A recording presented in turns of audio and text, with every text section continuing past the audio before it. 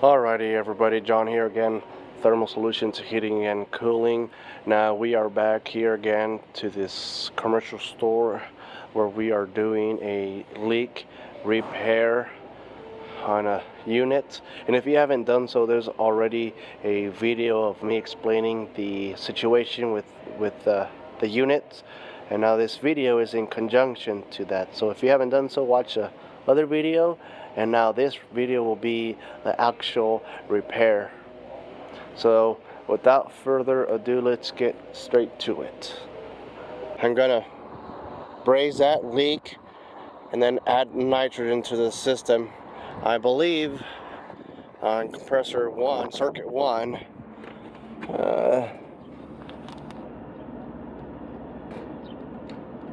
oh, it's somewhere in there. I'll read it here in a bit. Add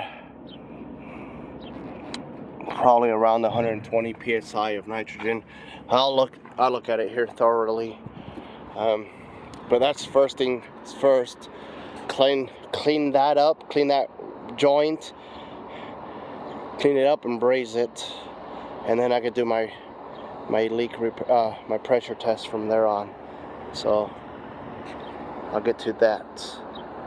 Alrighty, I got this pipe here as clean as I could. I tried to clean as much oil as I could. I did about a couple minutes, 15 minutes or so of prepping that out, getting it as clean as possible. The cleaner you do that, the more it will facilitate when you start brazing.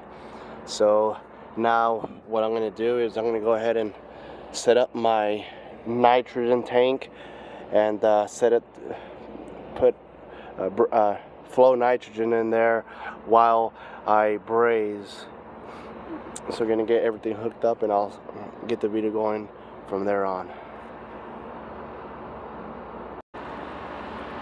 Alright, so now I have my nitrogen flowing. I took off the straighter valve and I'm sticking my nitrogen through the high side so I can come directly to my condenser, because that's where my leak is at. And I took off the straighter valve on my low side, and I put on my core remover tool. And right now, I have it set to about 5-6 psi. So now I'm ready to braze.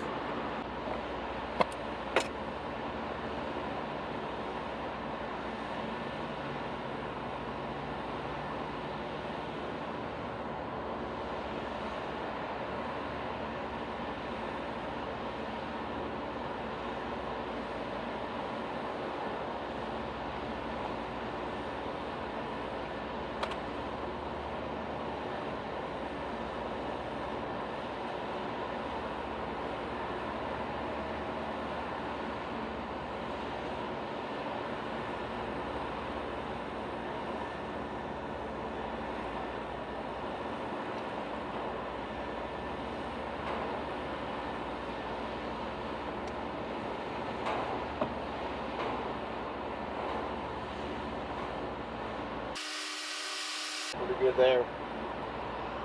Alright, she looks pretty good. So now I'm going to go ahead and pressure this system up.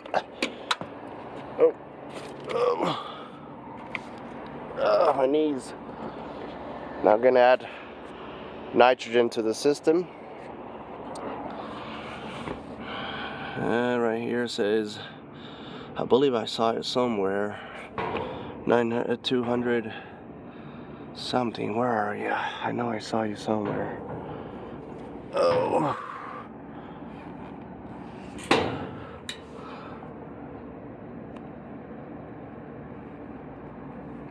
Oh, where are you at? I know. Oh, right here. Test pressures. We were doing it through the high side, 278. If I go around 225, that ought to be good enough. So I'm going to add 225 pounds or psi of nitrogen and make sure there's no leak in that braze there. Now I'm introducing nitrogen into the system, doing a pressure test. Now that my leak is brazed and hopefully it passes, I'm going to introduce 200 pounds to start off with.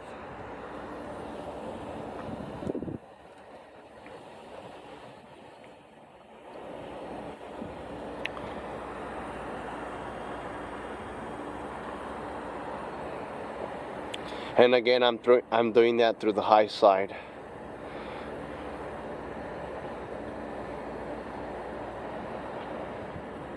That way it goes directly into the condenser, because that's where my leak is.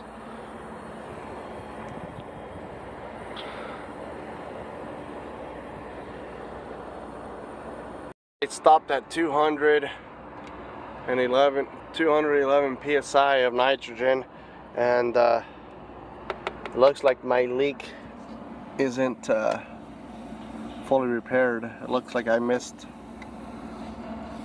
the bottom portion. I had a big crack up here on top, but it looks like the bottom portion needs some more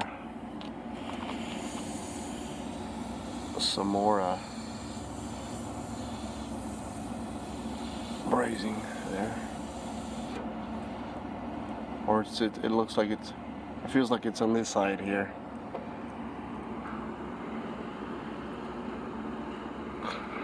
Looks like the whole joint just all around just kind of messed up. I did see a big crack up here, so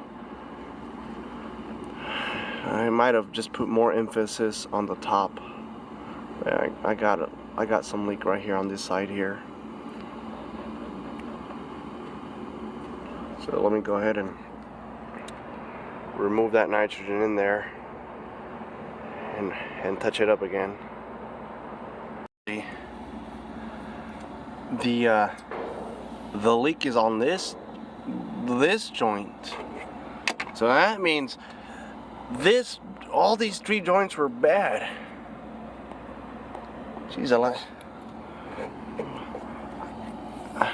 it's coming from here on this side here. So, you know, I'll put some more bubbles on that so you guys can see.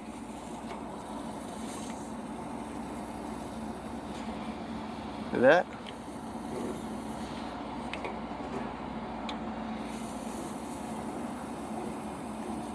Look at that.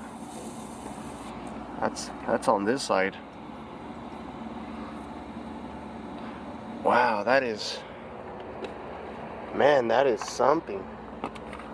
This joint was bad, and then this joint was bad, and then I pressured the system up to 200 psi, and then right here is bad.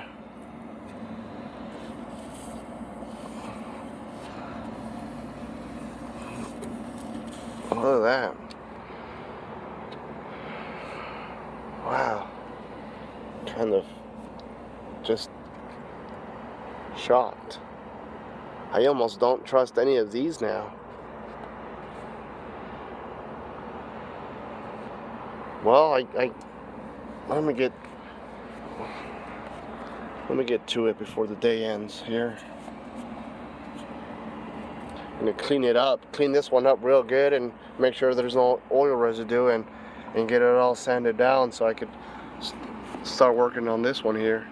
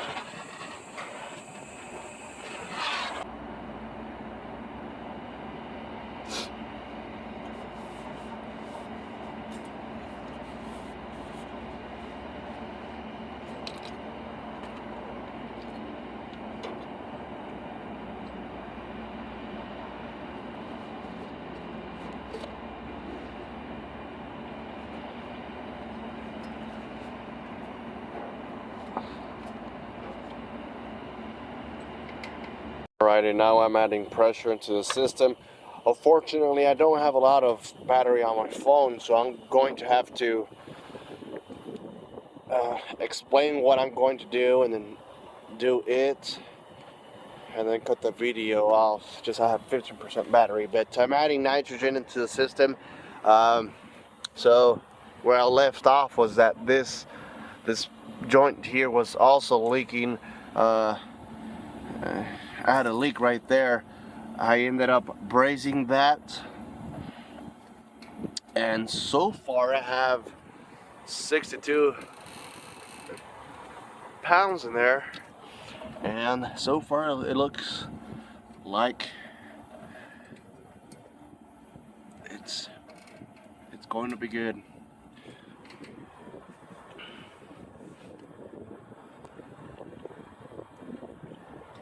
Gonna go all the way up to 200 and then do my test tightness on it. Or 200, I'm not sure what I said there. But before, if with 10 pounds, I was already able to hear a hissing sound, and now I'm at 82. I'll shut it off just to see if I can hear anything. I hear zip, nada.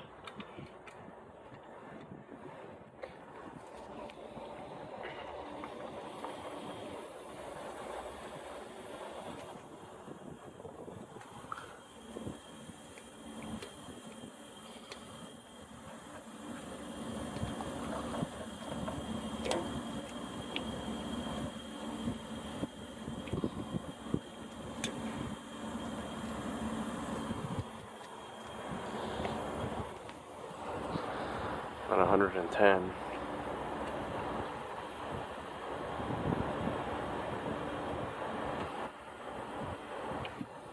I'll probably stop it at 150.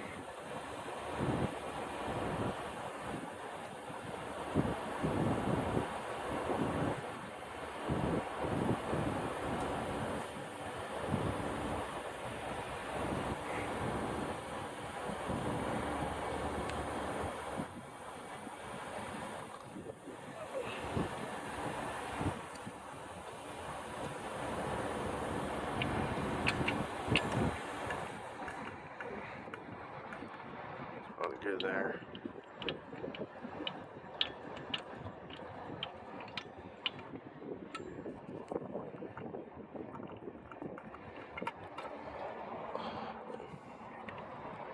So far, sounds good. I don't hear no hissing. And I don't see any bubbles. Let me do the test tightness on this.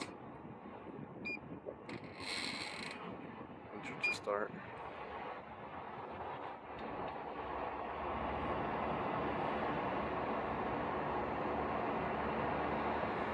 It's looking good.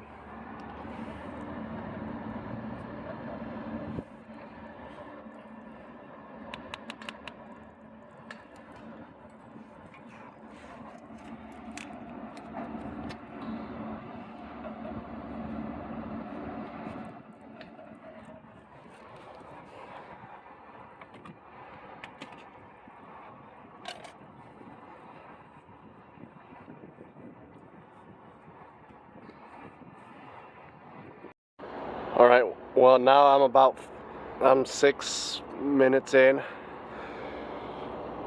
and it hasn't dropped anything. So at this point it looks like the system is tight. There is no leak. So I'm gonna head ahead and end it. Press enter to exit. It hasn't dropped anything. So now I'm gonna start getting all my vacuum tools hooked up and start the evacuation process. Alright, so I've been pulling vacuum for a little over 2 hours now. While I was pulling vacuum, I ended up changing the belts on all these units. And currently I'm at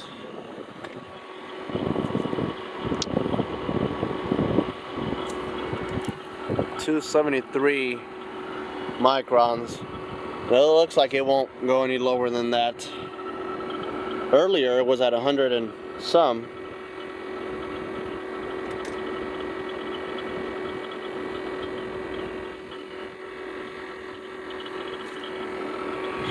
Check all my fittings.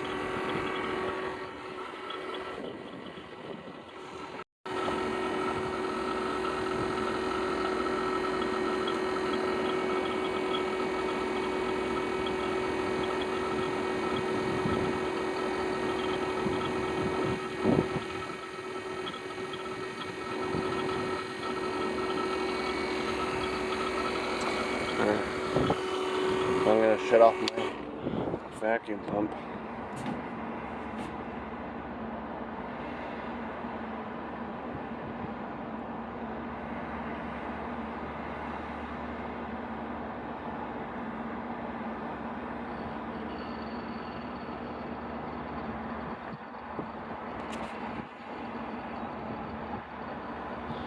Right now it's 12:32. They say a decay test should be 10 minutes.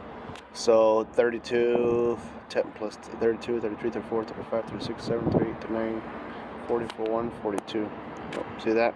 It already shot up.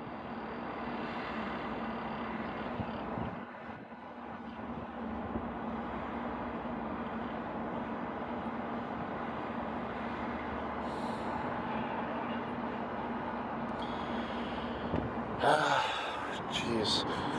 And this is the real world, guys. These are real life scenarios that will occur to you as a field technician. Look at that. I vacuumed for 2 hours and I got well below vacuum standards, and look at that. Just rising and rising.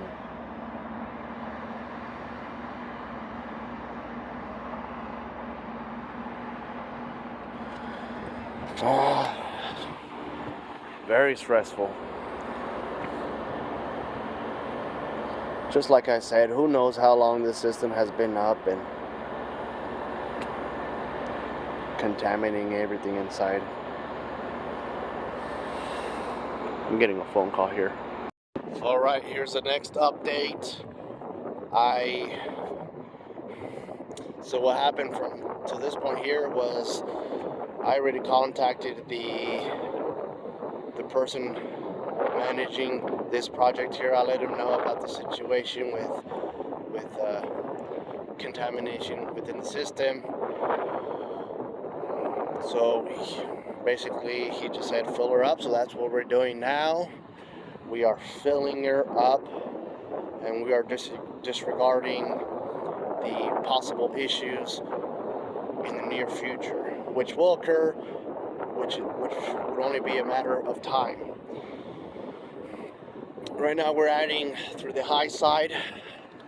This is the safest way for the compressor. We're going to weigh it in,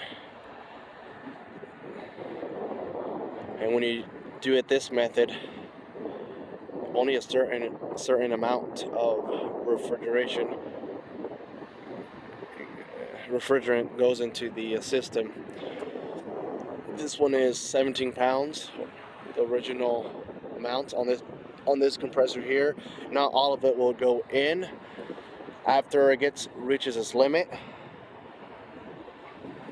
Then we're gonna add the remaining refrigerant through the low side when the compressor is up and running, and we'll do that to both compressors here.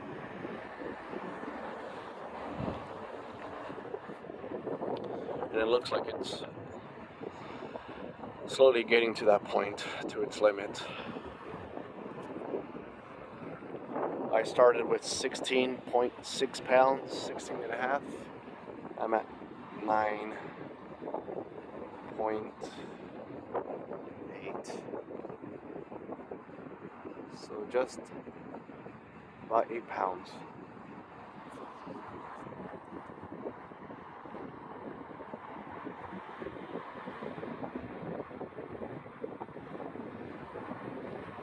£8 now, or no, 17.5.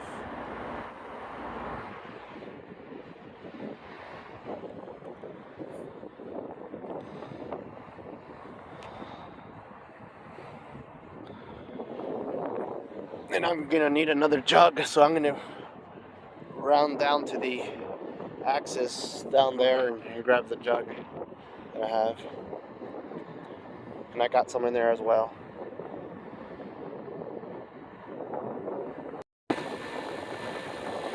So this is where I'm currently at.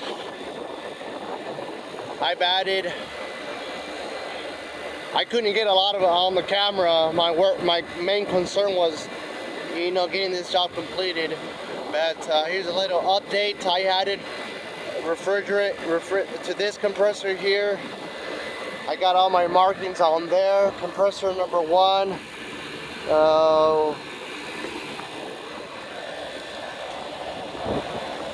I added 10, and down here I got more measurements that I added to compressor number 1.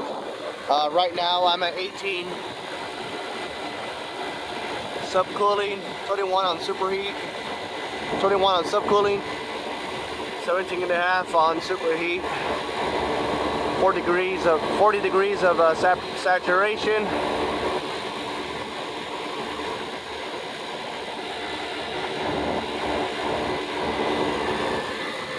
Right now it's been running for about 20 minutes.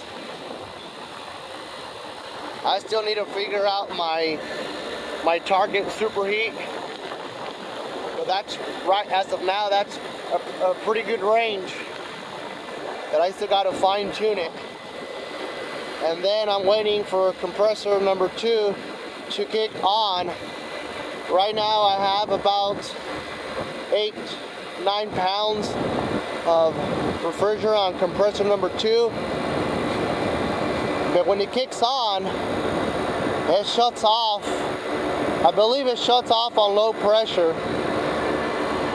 So what I was trying to do prior is I had my gauges hooked up, and when it would kick on, then I would add refrigerant. However, it would still kick off or shut off, I believe, on low pressure through here. But here shortly, I'm gonna have my gauges on this side, and I'm gonna try to do that again when the compressor kicks on. Then I will add remaining refrigerant through the low side.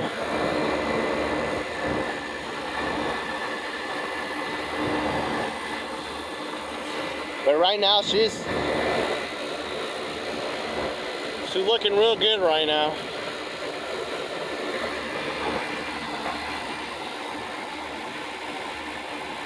So I got more gauges hooked up here. I have this. I got my smart probes on compressor number 1 or circuit number 1, and I'm reading it here on my tablet. So compressor circuit 1 is adjusted properly. Hopefully you guys can see with that glare. There's a lot of glare, but those are my pressures for circuit number 1. Hope you guys can see that. Here, right there. Let me get my reflection out the way. There it is. Those are my pressures. My subcooling is a little higher than normal, but it is not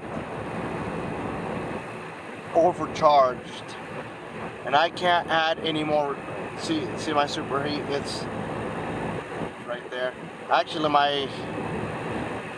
my target superheat was calling for 9 degrees of target, but that would mean I would have to add more, but I can't add more because of my subcooling. These are my temperatures. My inside wet bulb is 57.8. I have my probe inside of here, and I'm measuring my wet bulb there, and then outside, my outside temperature, where is it at? Outdoor air temperature is 76. And I do have this generic version of superheat.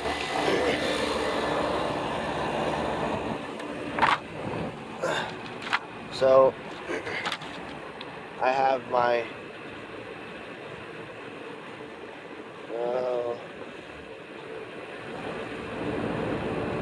according to my wet bulb, I have go with 58, and outside temperature is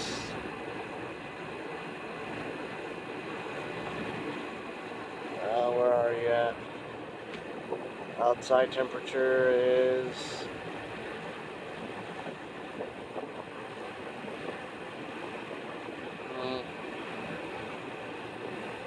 bear with me.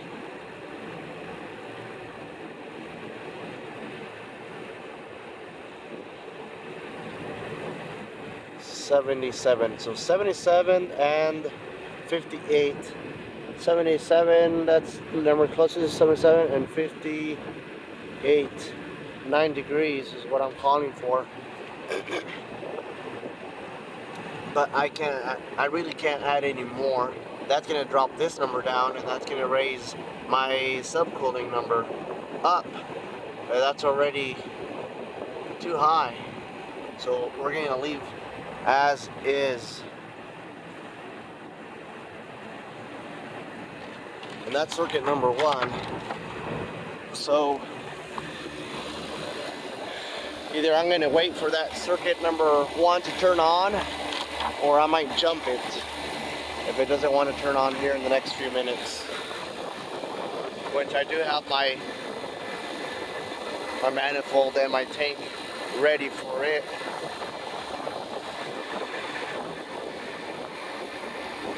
Alright, the system's finally done. She's up and running. And last thing I did was I added this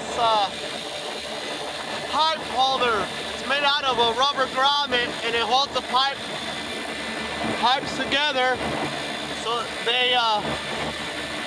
the purpose of that is to reduce vibration, so that another leak won't occur again, or at least help it so it won't occur again.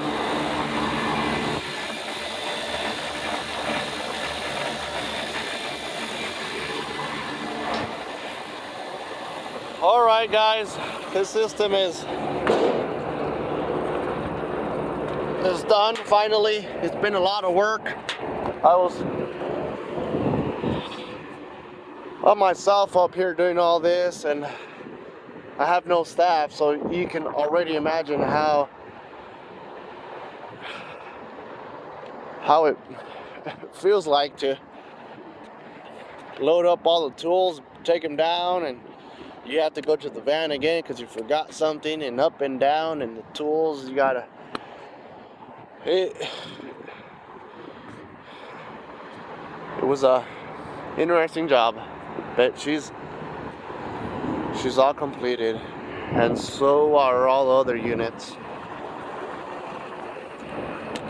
Well, thanks guys if you guys made it this far in the video. Hope you guys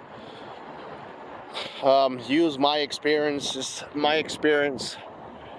on this unit. If you guys have if you as a service technician have one of these units coming up, hopefully this video helps you in one way or another. till the next time.